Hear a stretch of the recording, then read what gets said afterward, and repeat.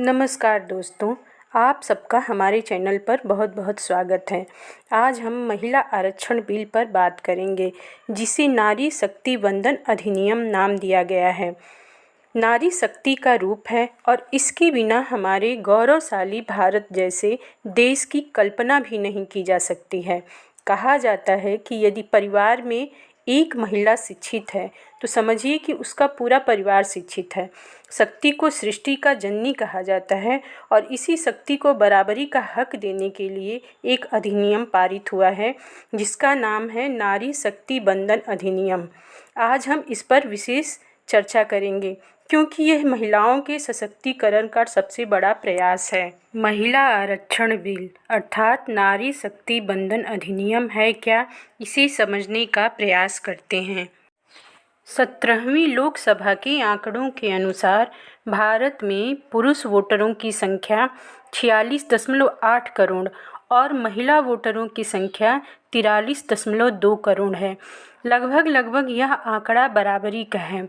इस स्थिति में भारत जैसे देश को केवल पुरुष वोटरों के बल पर चलाना संभव नहीं है। नए संसद का पहला ही दिन महिलाओं के लिए खुशी लेकर आया। 18 सितंबर 2023 को कानून मंत्री अर्जुन राम मेघवाल ने महिला आरक्षण बिल को संसद में पेश किया। इसे 128वें संविधान संशोधन के तहत पेश किया गया। महिला आरक्षण बिल को समझने से पहले एक नज़र इसकी पृष्ठभूमि पर डालते हैं। कब इस पर चर्चा चला और कब पेश किया गया, इन सब पर थोड़ा सा प्रकाश डालते हैं। महिला आरक्षण बिल पहली बार 1996 में HD देवगौड़ा के कार्यकाल में संसद में पहुंचा, लेकिन यह राजनीतिक मतभेद के कारण असफल रहा। इसके बाद सन 1997 में इंद्र कुमार गुजराल की सरकार भी इसे पास कराने में असफल रही। सन 1998 में अटल बिहारी वाजपेयी जी के कार्यकाल में भी इसमें असफलता ही हाथ लगी। 2010 में मनमोहन सिंह के कार्यकाल में राज्यसभा से यह पारित भी हो गया, लेकिन 2014 में लोकसभा भंग हो गया, जिससे यह बिल पास होने की संभावना खत्म हो गई। अगर आप सबको मेरा वीडियो अच्छा लगे तो प्लीज़ लाइक और सब्सक्राइब ज़रूर करें। चलिए इस चर्चा को जारी रखते हैं। 18 सितंबर 2023 को नरेंद्र मोदी जी की सरकार ने इसी नए संसद भवन के पहले दिन नए नामकरण नारी शक्ति वंदन अधिनियम के नाम से आरक्षण बिल को पेश किया। अर्थात यह महिला आरक्षण बिल के बजाय नारी शक्ति वंदन अधिनियम के नाम से जाना जाएगा। 20 सितंबर को यह विधेयक 454 वोट के भारी बहुमत से पास हो गया। महिला आरक्षण का मुद्दा 27 साल पुराना है।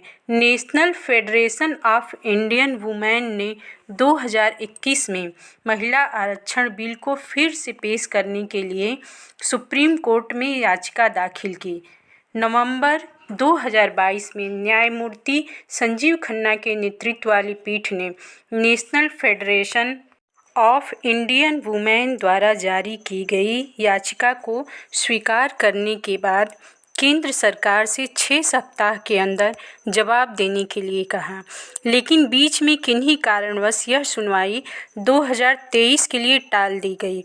उस समय कारण था कोविड के कारण यह सुनवाई 2023 तक के लिए टाल दी गई। सुप्रीम कोर्ट की कार्यवाही के बाद इस ऐतिहासिक बिल को मोदी जी की सरकार ने संसद में पेश किया। ग्लोबल जेंडर रिपोर्ट के अनुसार भारतीय राजनीति में आधी आबादी की हिस्सेदारी 13.5% से कम है। पंचायत से लेकर राज्य विधानसभाओं में महिलाओं की भागीदारी काफ़ी कम है। लोकसभा और राज्यसभा में महिलाओं की हिस्सेदारी को 33% करने के लिए इस बिल का पास होना बहुत ज़रूरी था। इस अधिनियम के अनुसार दिल्ली के विधानसभा में महिलाओं के लिए 33% यानी 70 में से 23 सीटें आरक्षित हो जाएंगी। यह दिल्ली के लिए स्पेशल प्रावधान है। इसमें आर्टिकल नंबर 239 ए का संशोधन करके 70 में से 23 सीटें महिलाओं के लिए रखी गई हैं। इस बिल के अनुसार SC/ST महिलाओं को कोटे में कोटा दिया जाएगा, यानी इसमें आरक्षण के अंदर भी आरक्षण का प्रावधान है। रिजर्व सीटों में 28 सीटें SC और 16 सीटें ST महिलाओं को दी जाएगी। महिला आरक्षण को सर्वप्रथम 15 साल के लिए लागू किया जाएगा। इसके बाद सरकार को इस पर फिर से बिल लाना होगा। वैसे भी आरक्षण को लागू होने के बाद ख़त्म करने की ज़रूरत ही क्या है। जब महिलाओं को आगे बढ़ने का मौका मिला है तो इसमें बराबरी का पूरा अधिकार है। यह बिल पास हो जाने और कानून का रूप ले लेने के बाद भी फ़िलहाल लागू नहीं हो सकता है।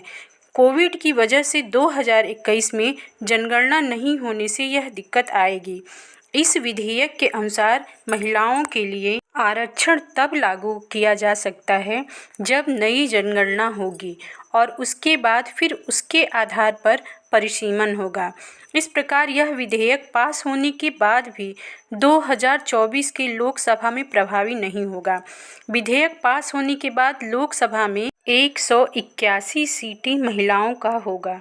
2024 के बाद आने वाले चुनाव में समय नारी शक्ति का ही होगा। इस प्रकार मोदी जी के द्वारा दिया गया नामकरण नारी शक्ति वंदन अधिनियम उस समय चरितार्थ करेगा।